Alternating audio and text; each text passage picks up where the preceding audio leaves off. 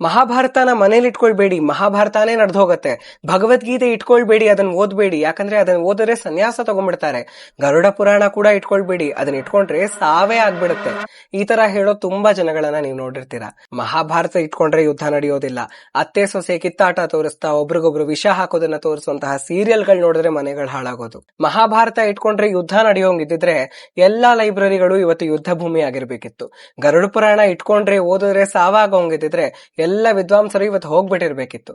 ಭಗವದ್ಗೀತೆ ಓದಿದ್ರೆ ಸನ್ಯಾಸ ತಗೊಳಂಗಿದ್ರೆ ಎಲ್ಲಾ ಬಿಟ್ಟು ಓಡ ಹೋಗಂಗಿದ್ರೆ ನಾನು ಇವತ್ತು ಅದೇ ಮಾಡಿರ್ಬೇಕಿತ್ತು. ಆದ್ರೆ ಸತ್ಯ ಏನು ಅಂದ್ರೆ, ಸನ್ಯಾಸ ತಗೋಬೇಕು ಅಂತಿದ್ದ ಅರ್ಜುನನಿಗೆ ನೀನು ನಿನ್ನ ನಿಯಮಿತ ಕರ್ಮವನ್ನ, ಸ್ವಧರ್ಮವನ್ನ ಪಾಲನೆ ಮಾಡು ಅಂತ ಶ್ರೀಕೃಷ್ಣ ಭಗವದ್ಗೀತೆಯಲ್ಲಿ ಹೇಳ್ಕೊಡ್ತಾರೆ. ಬದುಕಿನ ಪ್ರತಿಯೊಂದು ಆಸ್ಪೆಕ್ಟ್ ಅನ್ನ ಮಹಾಭಾರತ ದರ್ಶಿಸುತ್ತೆ. ಸಾವಿನ ನಂತರದ ಸೈನ್ಸ್ ಅನ್ನ ಗರುಡ ಪುರಾಣ ಎಕ್ಸ್ಪ್ಲೇನ್ ಮಾಡುತ್ತೆ. ನಾವು ಸನಾತನ ಧರ್ಮದ ಬಗ್ಗೆ ಕಲ್ತ್ಕೊಳ್ಳೋದು ನಮ್ಮ ಸೀರಿಯಲ್ಗಳಿಂದ, ಮೂವಿಗಳಿಂದ. ಅದು ತಪ್ಪಲ್ಲ. ಎಂಟರ್ಟೈನ್ಮೆಂಟ್ಗೋಸ್ಕರ, ಅದರಲ್ಲಿ ಇಂಟ್ರೆಸ್ಟ್ ಬೆಳೆಸ್ಕೊಳ್ಳೋದಕ್ಕೋಸ್ಕರ ಅದನ್ನ ನೋಡೋದು ಸರಿನೇ.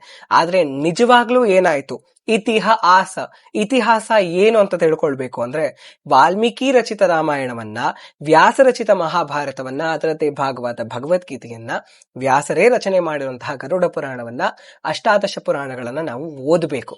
ಅವಾಗ್ಲೇ ನಾವು ಸತ್ಯ ತಿಳ್ಕೊಳ್ಳೋದು. ಮಸಾಲೆ ಭರಿತ ಸೀರಿಯಲ್ಗಳನ್ನ ನೋಡಿದ್ರೆ ಎಂಟರ್ಟೈನ್ಮೆಂಟ್ ಸಿಗತ್ತೆ ಅಷ್ಟೇ, ಸತ್ಯ ತಿಳ್ಕೊಳ್ಳೋದಕ್ಕಾಗೋದಿಲ್ಲ.